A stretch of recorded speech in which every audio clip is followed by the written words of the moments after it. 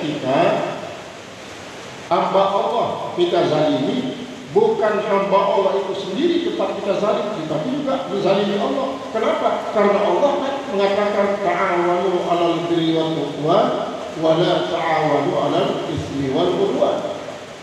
Saling tolong-tolonglah kalian pada kebaikan dan ketakwaan. Jangan sekali-kali kalian saling tolong-tolong dalam kezaliman. Nah, tolong-tolong dalam kezaliman di sini adalah berarti menzalimi orang juga. Menzalimi orang termasuk wala ta'awanu 'alal itsmi wal 'udwan. Menzalimi orang berarti ketika kita menzalimi orang, karena menzalimi orang itu juga larangan dari Allah, itu kita langgar. Di dalam hadis qudsi juga dikatakan oleh Allah, inni haramtu zulma fala tadzalamu. Saya ini mengharapkan zaliman, jangan kalian saling menzalimi. Saling menzalimi, ini kan masyarakat, fala tadzalamu, saling menzalimi. Bagaimana kalau sebelah kita saja menzalimi orang, orang tidak menzalimi kita? Apalagi begitu? Karena apa? Begitu kita melanggar perintah Allah, berarti kita juga melanggar hak Allah.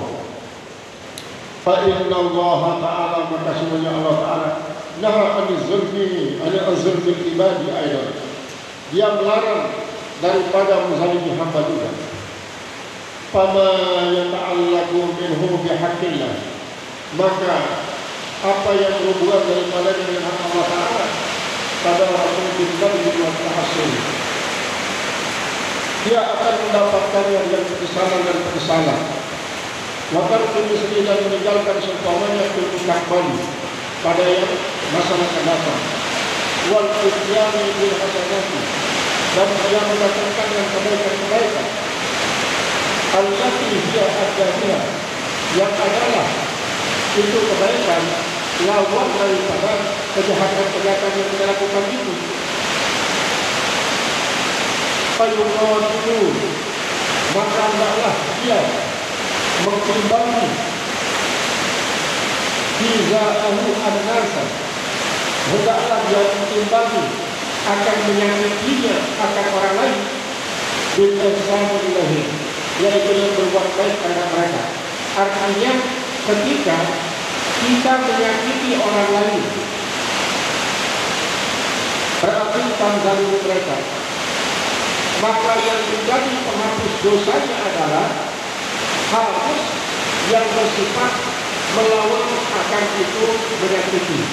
Apa lawan menyakiti? Yaitu memuliakan atau memperbaiki, berbuat baik kepada dia.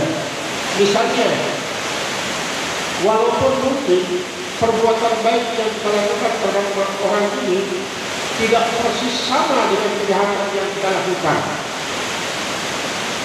tidak persis sama. Misalnya kan begini, kita memukul dia sampai batu pisah, sampai nangis,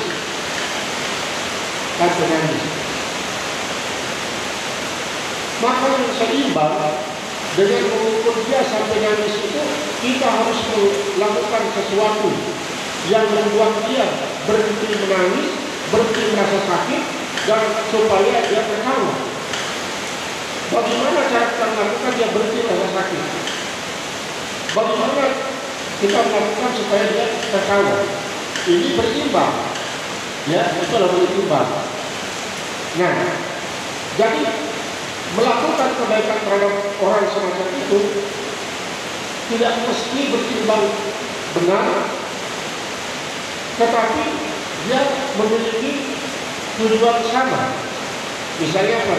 Tadi kita sudah pukul dia sampai dia sakitan, kemudian dia nangis. Coba sekarang berikan dia uang, memberikan uang. Kemudian karena dia tidak nominal uang itu cukup untuk apa? Menjadi makanan minuman sehat,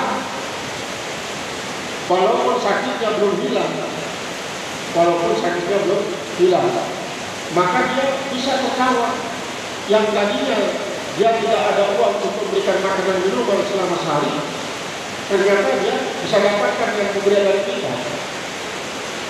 Yang berimbang dengan ini sesungguhnya ketika kita ambil uangnya yang akan dipergunakan untuk menjadi bekalnya satu hari itu, kita ambil, akhirnya ada kehilangan uang untuk saat itu. Maka baru berimbang adalah kita berikan dia uang untuk menutupi kebutuhan sehari. Itu baru berimbang.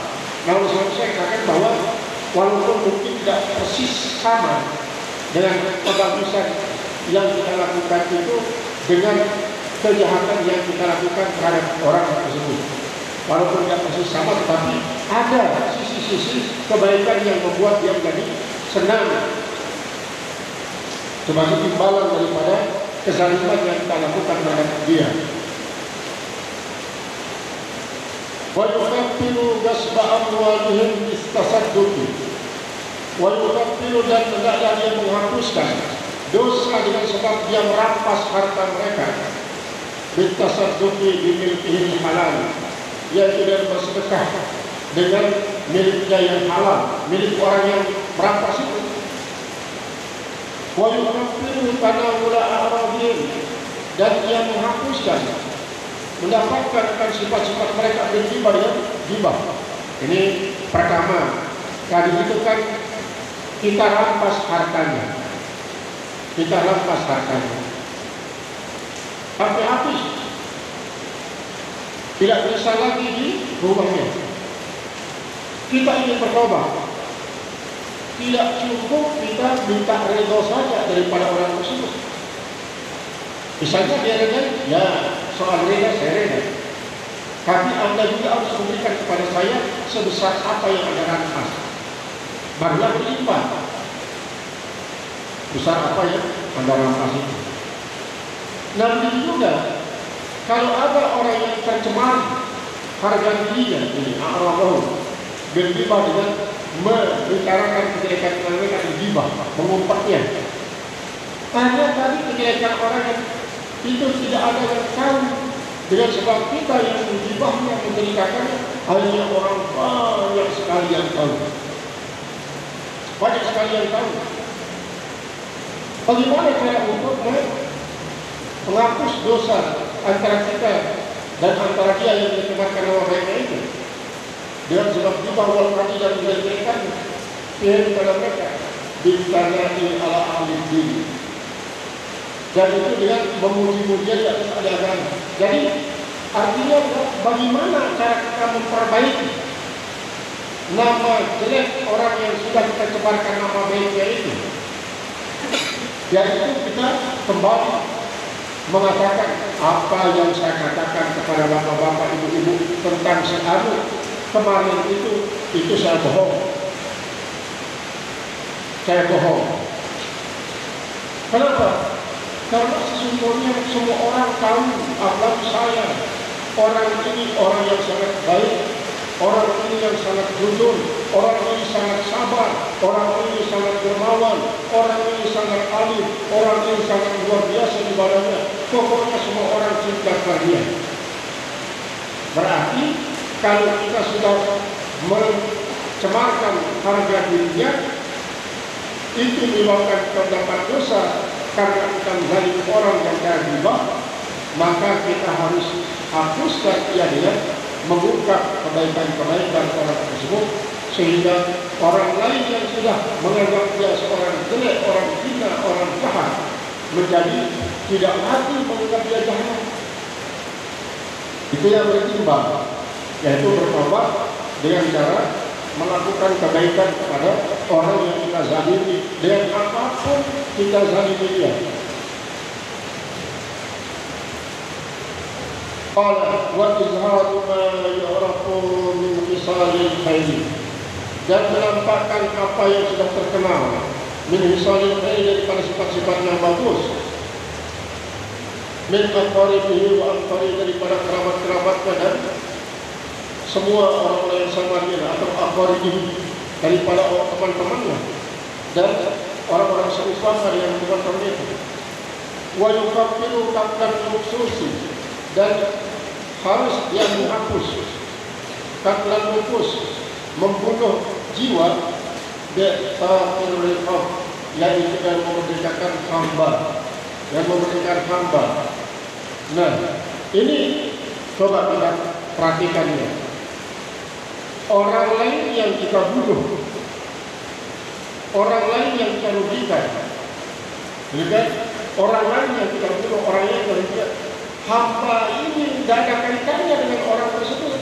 Kenapa dia yang kita pernikahan? Mendingan kalau begini, orang ini kita bunuh, dia punya orang tuanya kebetulan yang budak, orang tuanya yang kita pernikahan. Ini kan berarti perbuatan baik kita kepada keluarga.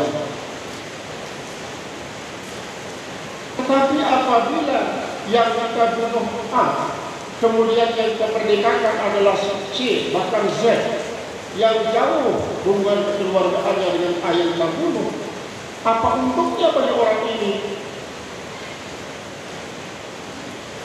Padahal yang kita rugikan adalah keluarga si A, bukan keluarga si Z, tapi Z yang kita pernikahan. Nah, oleh sebab itu para ulama dalam hal ini memberikan suatu batasan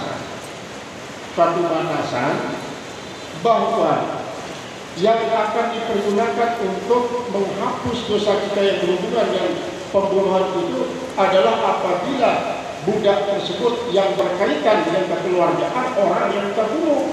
Dan adapun kalau orang lain, maka mungkin ada nanti ada yang imbalan positifnya kembali kepada orang yang kita bunuh, orang yang kita rugikan. Nah, kalau di sisi Allah Subhanahu wa Ta'ala itu sangat mungkin, walaupun orang ini tidak hubungannya. Karena apa? Karena dipandang oleh Allah Subhanahu wa Ta'ala, yaitu nyawa orang merdeka itu harus diganti dengan nyawa orang yang merdeka. Artinya seolah-olah yang jadi budak ini dianggap saja dia orang yang sudah mati, kemerdekaannya yang mati. Begitu kita merdekakan dia, berarti kemerdekaannya hidup. Itu kalau dari sisi Allah Subhanahu wa Ta'ala ya tidak apa-apa, walaupun orang yang tidak hubungannya dengan orang yang kita bunuh. Tetapi dari sisi kemanusiaan kan tidak ada keuntungannya. Jadi ya orang yang orang yang kita bunuh itu keluarganya berbeda dengan kalau dibayarkan dia. Kalau dibayarkan dia itu kembali kepada keluarga yang korban. 100 ekor unta, baik itu tunai ataupun secara dikredit, itu dia tidak lazah ataupun dia tidak apa-apa. Qala al-musannif rahimahullah ta'ala, dosa-dosa yang dia lakukan, sehingga takutnya, kekhawatirannya terhadap dosa itu adalah sangat-sangat tinggi, yang mendorong dia untuk senantiasa berzikir, karena berzikir itu dapat menghapuskan dosa. Jadi satu kali mengucapkan la ilaha illallah itu terhapus dosa 4 tahun. Kalau 3 kali kita ucapkan la ilaha illallah berarti 12 tahun. Bagaimana dengan 10.000 misalnya la ilaha illallah 10.000 la ilaha 10.000 la ilaha.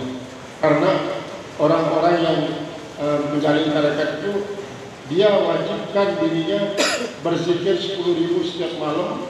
Jadi setiap minggu dia khataman setelah 70.000. Setelah 70.000 dia baru khataman. Karena pekerjaannya itu talqinu zikir, khataman dan manakiban. Sehingga kalau mereka itu selalu menganggap keramat itu mangkabah. Mangkabah ini dia suatu kemuliaan, suatu kemuliaan. Tapi kekeramatan itu kadang-kadang tidak hal yang aneh-aneh, tapi hal yang sederhana. Sehingga ada sebuah kisah, mereka juga mengakui bahwa banyak di luar sana orang-orang yang keramat tapi tidak dikenal oleh siapapun, termasuk orang mastur.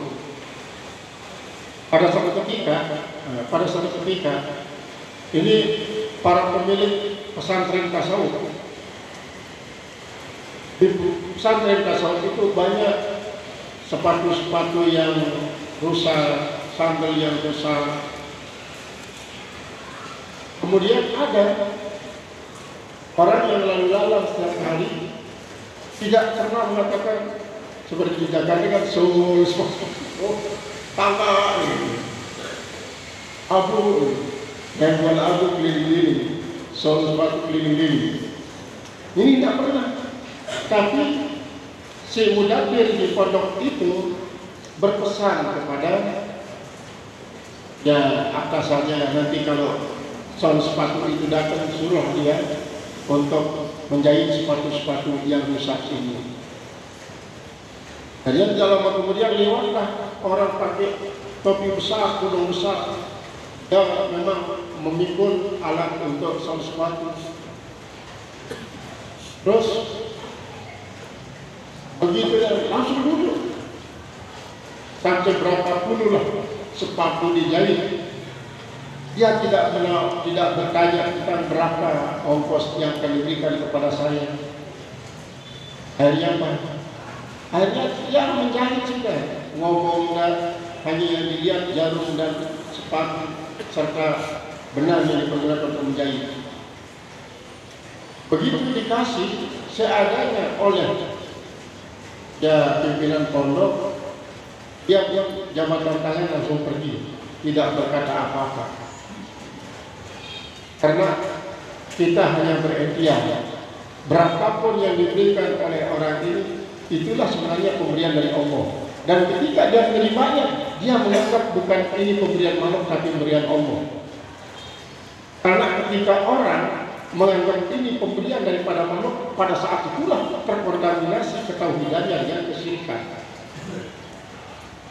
termasuk syirkul khafi. Makanya para sufi tidak akan pernah berani menadahkan tangan untuk menerima suatu pemberian sebelum dia yakin mengetekadkan bahwa ini pemberian dari Allah. Allah yang mengirimnya untuk saya. Ketika nanti bertemu dengan sufi yang lain,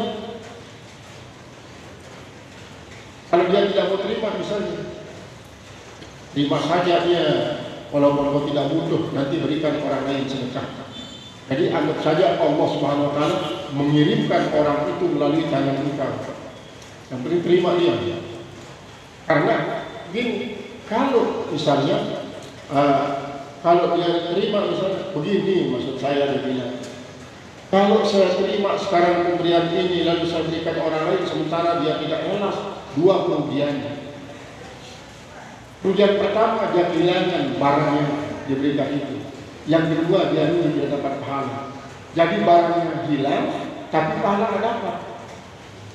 Daripada dia kehilangan barang, pahala tidak dapat, lebih baik bawa barangnya itu tidak hilang, berada pada dia sendiri yang menikmatinya lagi. Itu sebabnya saya tidak mau terima, baik untuk diri saya atau untuk orang lain. Itu sebabnya, itu pikirannya. Jadi dia tahu ini orang ikhlas katanya. Daripada saya ambil dia sekarang, dia kehilangan barang, pahala tidak dapat. Dia sudah saya menerima, biar barangnya tetap pada dia. Jadi pahala dia dapat memang karena saya tidak terima, tapi barangnya masih ada. Daripada barangnya hilang, pahala tidak dapat, kan itu sangat rugi. Berarti kita juga merugikan dia. Itulah pikiran daripada para sufi. Sehingga apa yang disampaikan oleh orang ini kadang-kadang dia tidak melihat secara zahirnya, karena di situ hukum waraknya yang lain.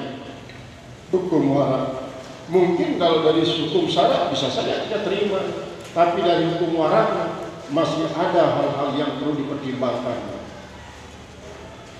Jadi itu penghapusan dosa disaksikan secara syar'i. Karena apa? Dia bisa menghapuskan dosa lantaran pembunuhan disebabkan oleh apa? Dengan cara memerdekakan budak. Thumma idza fadil wahid idza ishtaka ba'dun ishtaka kullun. Kalau seorang Islam kita sakiti, maka umat Islam yang lain akan ikut tersakiti karena dia akan jasadil wahid. Secara psikologis, di mana hubungannya? Yang mengikat kita, emosi kita ini adalah sama-sama penganut satu agama. Emosi kita begitu juga tersakiti baik secara psikologis. Misalnya kalau ada saudara-saudara kita dipermalukan, maka kita pun ikut merasa malu. Ikut merasa malu karena dia adalah saudara kita. Seperti halnya ada hubungan kekeluargaan dan lain sebagainya, kelembagaan dan lain sebagainya. Itu semua adanya jaminan-jaminan ini membuat kita terikat dalam segi psikologis. Ikatan dalam segi kejiwaan itu akan menyebabkan juga secara kejiwaan kita ikut merasa terzalimi, tersakiti dan lain sebagainya. Amman nufusu, adapun jiwa, yaitulah tidak ada sedikit pun keinginannya untuk membunuh. Alat yang dipergunakan juga adalah bukan alat yang biasa membunuh. Sasarannya memang tepat, tapi sedikit pun tidak ada keinginannya. Itu adalah al-khata'ul mahdud, yaitu tersalah semata-mata, al-khata'ul mahdud. Maka ini tetap dia nanti dia mukhaffafah, sehingga untuk bertobat daripada 3 jenis pembunuhan ini adalah harus disertai juga dia dengan diat. Dengan diat ini denda yang harus sampai kepada keluarga orang yang terbunuh. Nah, kemudian berbeda dengan kisos. Kalau kisos itu pembalasan setimpal dan yang melakukannya adalah hakim. Kalau kita menyebabkan telinga orang menjadi terputus, maka kita juga diputuskan telinga kita. Cuma kadang-kadang di dalam ilmu fikih, apa yang dipergunakan untuk memutuskannya itu pula yang dipergunakan untuk memutuskannya. Bagaimana kalau kita gigit caranya nanti? Apakah telinga kita digigit oleh hakim? Digigit oleh kita kan gigit telinganya seperti Mike Tyson itu. Mike Tyson yang menggigit politik. Dia tahu bahwa Mike Tyson ini emosinya sudah tersulut. Kalau dikalahkan secara tenang, Mike Tyson tidak akan mungkin kalah. Maka emosinya lah yang dipengaruhi. Akhirnya dia emosi. Akhirnya dia gigit telinganya Holyfield. Akhirnya skor dia. Tidak dikasih main sekian lama. Nah, ini artinya kalau kita menggigit telinga orang secara Islami dengan melaksanakan kisos, tetap yang melaksanakan hakim, tapi bukan dengan cara gigit, mungkin disepit secara ayat itu. Wa in kana 'amdan mujiban lil qisasi, dan jika ada kesengajaan yang mewajibkan untuk kisos, badil kisos dengan kisos, artinya di samping dia bertobat untuk membuktikan kebenaran tobatnya harus di kisos. Fa illam yu'raf fa yajibu alaihi ay yata'arraf. Maka jika tidak diketahui misalnya tentang sifat daripada pembunuhannya karena dia memang itu tidak mengakui, maka wajiblah diinterogasi sampai dia mengakui. Sampai dia mengakui karena apa? Karena mungkin hakim dalam bekerja dalam hal ini dia tidak membuktikan bukti-bukti empiris yang harus dipergunakan untuk membuat kesimpulan.